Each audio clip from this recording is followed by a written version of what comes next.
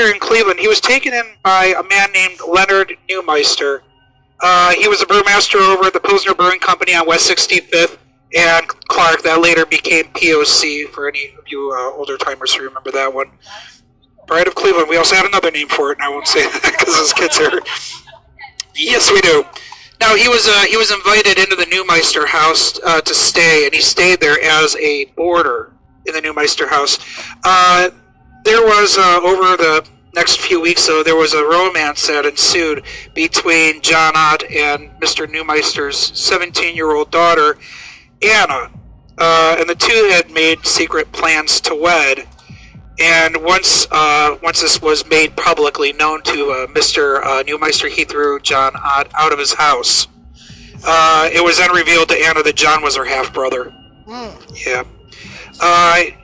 He had this child, this John Ott, this 24-year-old, was conceived from an affair that he'd had many years earlier while he was still living in Germany before he married his current wife. A few days later, John and Anna met down at Edgewater Park. People saw them down there earlier in the day, and that's where the story gets a little fuzzy. We don't know exactly what happened, but we know this. They recovered Anna's body from the lake a few hours later, and a half an hour after that, John Ott was dead. He had taken carbolic acid at his boarding house that he had been staying at. It was suspected that it was a suicide and then a murder, or maybe he had a hand in her passing. That was never understood. Her cause of death is simply ruled as drowning. His cause of death, poison. So, Mr. Neumeister had his daughter buried here, and since John was his son also, he had him also buried as well. But not here. Didn't want him anywhere near his daughter. And he had him buried over at West Park Cemetery on Ridge Road. So, did inscribe her headstone here with a very touching epitaph, which you're welcome to read. It says, benevolent she lived, virtuous she died, now lies at rest triumphant by her side. And then he speaks on his tears to consecrate her lonely grave. You'll remember that I said the cemetery was established in 1836, but her headstone is from 1827. She was moved here, as were about 25-30 other people from another cemetery that once existed here in Ohio City. Over across the street from the West Side Market stands the Rapid Station for the RTA. Prior to that, there was a firehouse on the site, Engine House Number 2, Ohio City Volunteer Fire Department, built in 1851. 10 years later, ironically, somebody burned it down. It was an arson. They did rebuild a new firehouse on the site the following year, and it was Engine House Number 6, also known as the Haunted Firehouse. The bell would ring on its own when nobody was inside the firehouse, so the horses would jump about and shy, and someone would have to come down and calm down the horses in the stables down there. One fellow was sent down into the cellar to go light the furnace one evening, and as he reached out to go grab the tinderbox off of the ledge, a skeletal hand reached out of the wall and grabbed at his arm, and he refused to ever go down there again. One fireman, John Schwartz, in 1898, was just a couple months from retirement. He's trying to sleep upstairs in the bedrooms up there, and he starts getting grabbed in the middle of the night, and he starts yelling at the other firemen, "Knock it off, I'm trying to sleep." I said, "John, we're not doing anything." After about the fourth time of being grabbed, he jumped up and threw his blanket over whoever it was grabbing him. That person shot up through the blankets and shot up through the ceiling and vanished. 2 months later, John Schwartz retired. 3 months after that, John Schwartz was dead.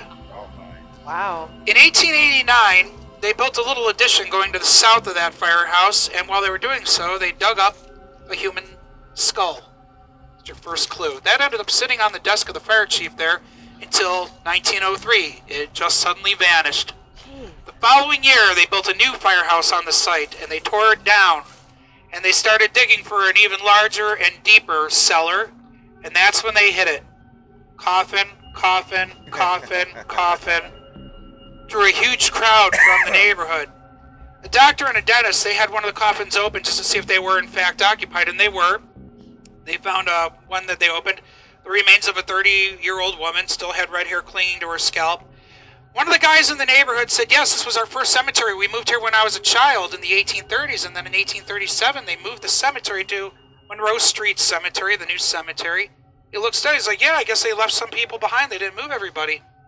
Another guy in his 90s says, yes, this was our first cemetery. My wife and I buried our daughter Elizabeth here in 1835, and 2 years later we had to have everyone moved. He says, now I wonder if the people we paid to do the job actually did the job. So, Adeline Tracy Pelton, who's taking her repose here, her infant by her side, was moved here from that first cemetery, or we can assume that she was moved here and not just the headstone. Unless she might be one of those people still taking her repose underneath Gearing Avenue or the RTA station. So as I said, there are close to 30,000 people buried in this cemetery, and as I said, it's 30,000 stories. Now most of our stories come to an end upon our death. That was not the case for two girls that died Halloween, of all days, 1851. Their story was just getting started. The first one named, papers refer to as Mrs. Judd, the daughter of Marvin Johnson. She was 18 years old. She died just shortly after giving birth. The other one was a 3.5-year-old girl, Harriet Alice Haver, the daughter of John and Julia Haver. Both of these girls were laid to rest on November 2nd. 2 days later, in the early morning hours of November 4th, Mr. Judd and Mr. Johnson came here to the cemetery to lay flowers at the grave of their respectively daughter and wife. But as they came in through that old entrance over there, they found her dress lying on the grass. They ran over to where she was buried and found her grave dug up and her coffin empty. Somebody had stolen her body. As was the case right here. Somebody had also stolen Harriet Alice Haver's body. Mr. Johnson, Mr. Judd, and Mr. Haver got together and they questioned a lot of the neighbors if they saw anything. They didn't. They even put out a reward for the return of the remains of their daughters. Nothing came of it. Until the following February, somebody was walking downtown past the back of the cesspools behind the latrines for the homeopathic medical college when they saw a human hand floating in the cesspool. They pulled it out, and before they could bury it, Mr. Johnson insisted that he inspect it, and he identified a hook-shaped scar on that hand and identified it as his daughter's hand. He went back over with hooks and started fishing through the cistern back there and found more body parts, pulled them out. Meanwhile, students of the medical college, medical students, are up above in the second floor, yelling out the window, "Hey, you guys fishing? You catch anything interesting?" Haranguing these men. They came back that night with a mob and got entrance into the school, found more remains, and started throwing everything out the windows. Tables, furniture, equipment, human bodies, right onto the road. And after 3 attempts, they finally succeeded in burning the building to the ground. A couple days later, the administrator of the school said this was not a riotous mob of the good people of Ohio City, but these were Irish and Germans, both degenerate, drunken races. Yeah, they weren't very PC in the 1850s either. He went on to say that they got their medical cadavers from an institute down near Cincinnati, and they would never dream of robbing graves, let alone from anywhere near Cleveland, because somebody might actually recognize who they're dissecting. It was ultimately determined that it was those students who were yelling down from that window. They're the ones that did this. They kept those bodies in their room, and they were dissecting them in their bedrooms, but they didn't preserve the bodies properly. They began to putrefy, so they very quickly cut them up and carried them out one piece at a time and thought they could get away with hiding them in that cesspool, in that cistern behind the latrines. Those bodies that were collected that day were, since they didn't know who was who, they buried everybody together in a row of 7 graves downtown in Erie Street Cemetery right across from the ballpark. So that's where those bodies that were recovered that day now take their repose. But we do know that we don't know exactly where Mrs. Judd was buried because, again, 1851, before we had records together for the cemetery, they didn't start keeping them until 1863. But we know that Harriet Alice Haver was buried here because her parents already owned the lot. That's what she was buried. Another spot that has a connection to a very famous haunting. Has anyone here ever heard of the Franklin Castle? Woo! We got a number of fans. Okay. So that you've heard of it too, yeah. So this is a connection to the Franklin Castle. One of the legends about the Franklin Castle, for those of you who don't know, sits at the intersection of Franklin and 44th.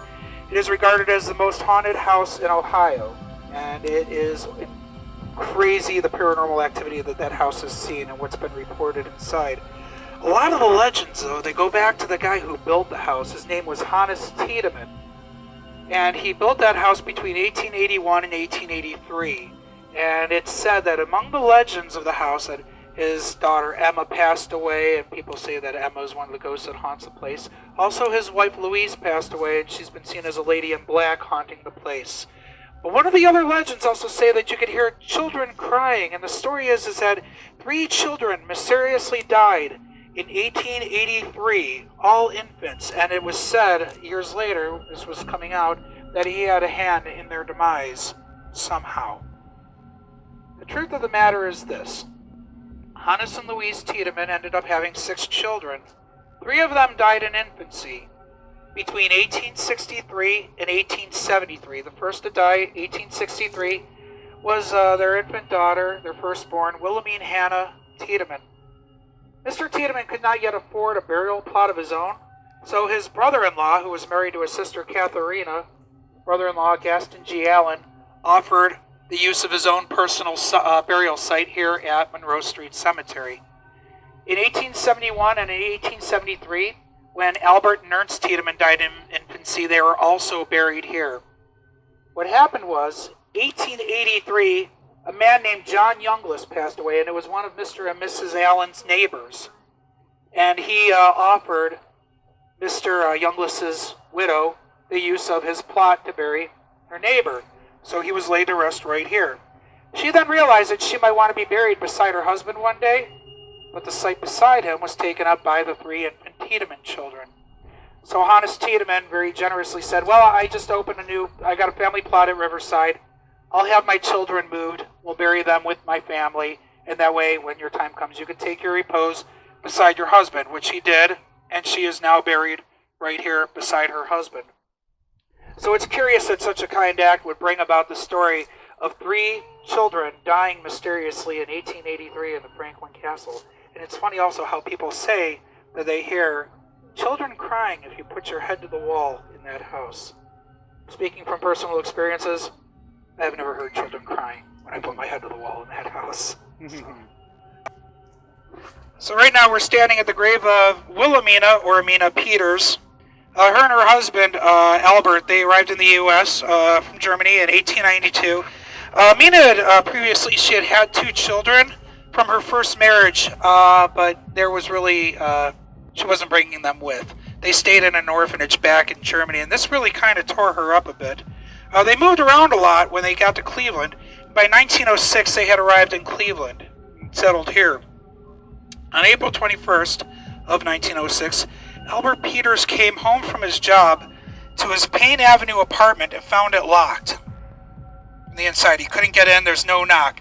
He went downstairs to the grocery to get some assistance because they had a key, and they came up, he thought they might have a key. They didn't, but they came upstairs. They ended up letting him in through a window transom that dropped into his pantry. So he got in. And then that's when he found out why there was no answer at the door. And I'll try and keep this one as PG as possible. He found his wife deceased. Now he was a suspect at first in her demise because they found a hammer beside her. And she had injuries about the head. She had placed a mirror in front of her, and it was ultimately ruled a suicide. Yeah, she did that to herself. But he was arrested, and he was detained for a time, and even afterwards, after he was cleared, because there was a big confusion. The coroner said, no way anybody could do this to themselves. But the chief of police said, there's no way for anybody else to have gotten in. Now, somebody did claim to see a man with a gray beard looking out the window a few hours earlier. It's a mystery. Who was that person with the gray beard? And how would he have gotten out of the apartment if the apartment was locked from the inside? Connection to those. Vater is German. It means father. And you'll notice that these stones all have the same date of death. That would be what we're looking at here, the graves of Christian Gerlach. Charles Neig, he doesn't have a headstone over there. We've got Karl Burmeister, William Zander, and August Kirsten are all buried here. And there are others that died on this exact same day that are buried in different sections here in the cemetery. But those lots were owned by their families, so they take repose by by their families. These were all put together.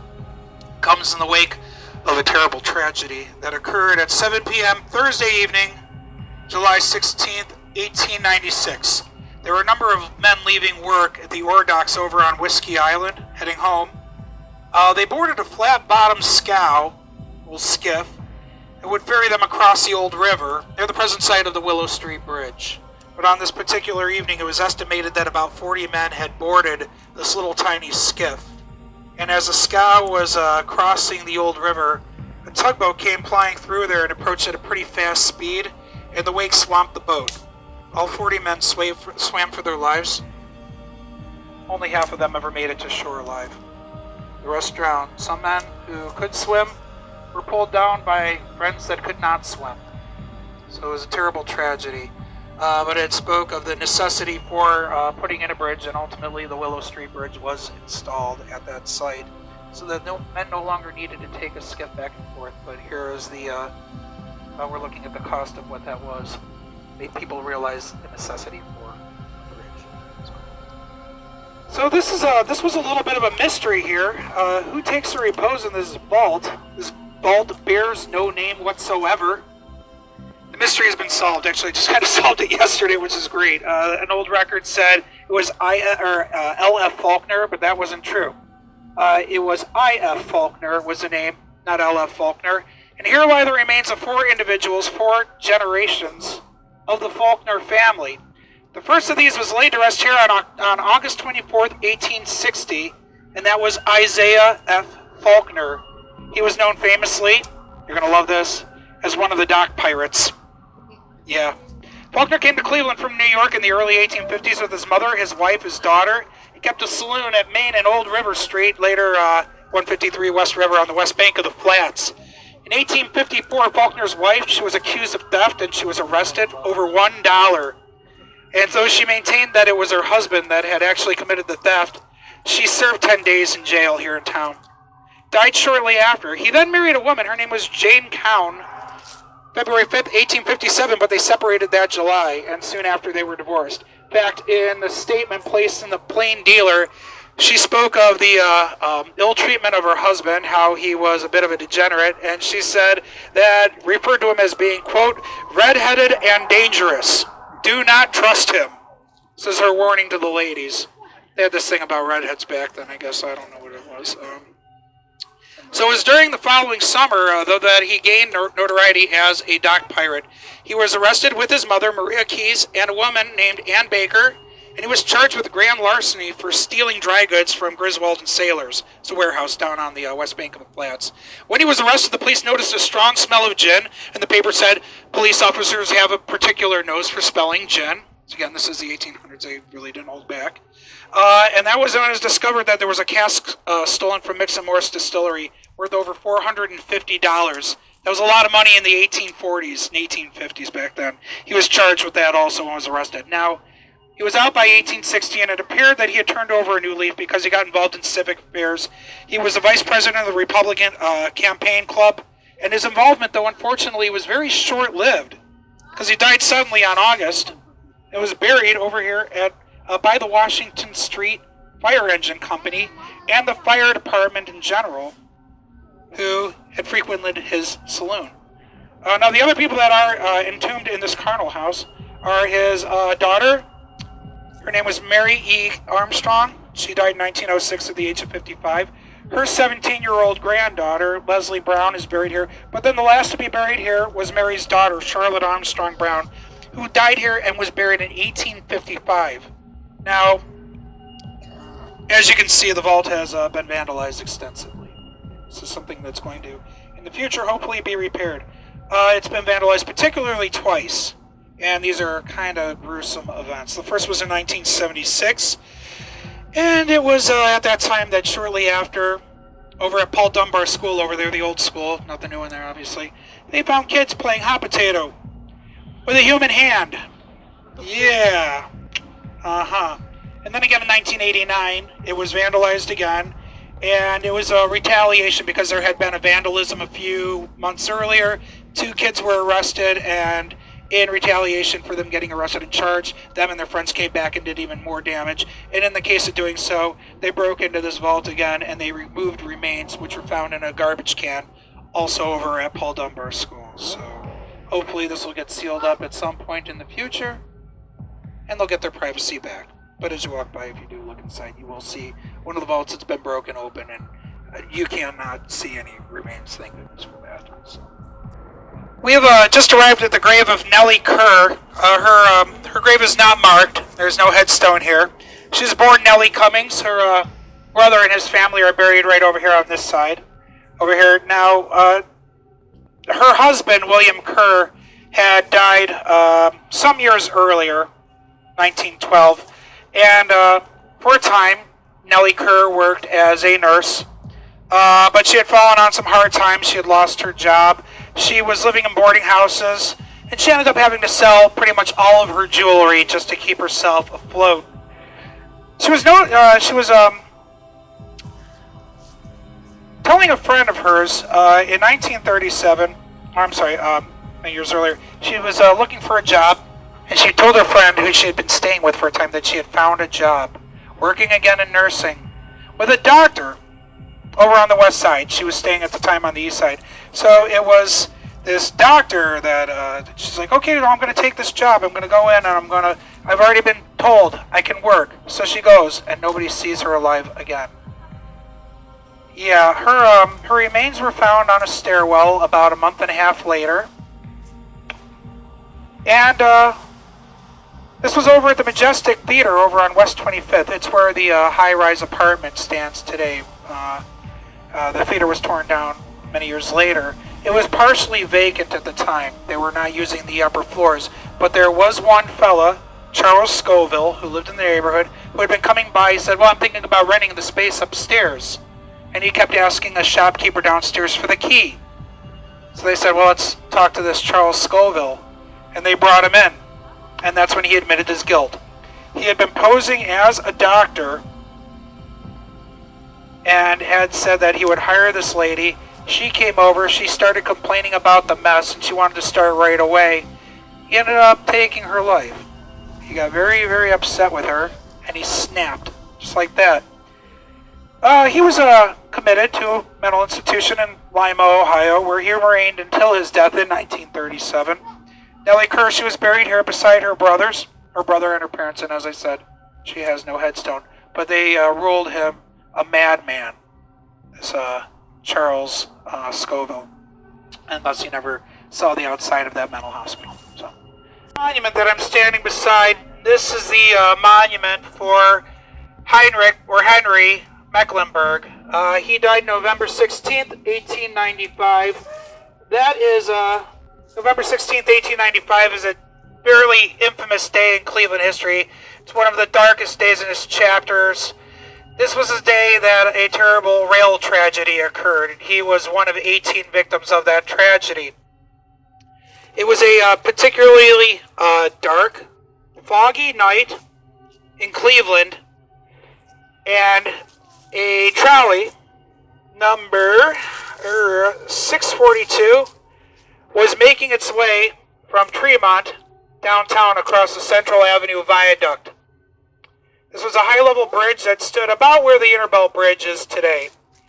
And it was high, but not really high enough to let every vessel through, so it had a swiveling section in the middle that would swivel open and swivel close, much like the Center Street Bridge.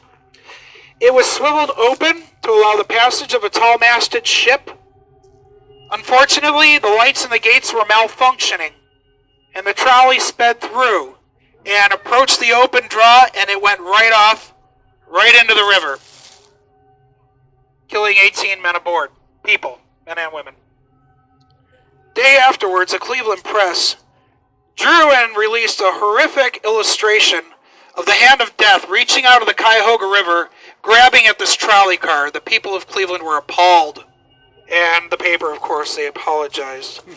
But Henry Mecklenburg was one of 18 victims of that tragedy.